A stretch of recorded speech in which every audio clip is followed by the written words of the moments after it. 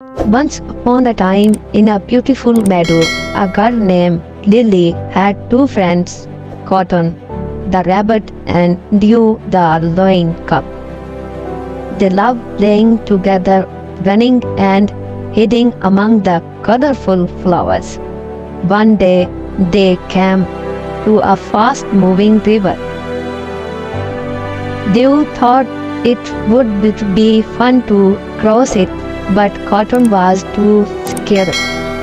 Dew encouraged Cotton to hop on his back, and together they paddled across the river. Cotton was brave and strong, and they made it to the other side.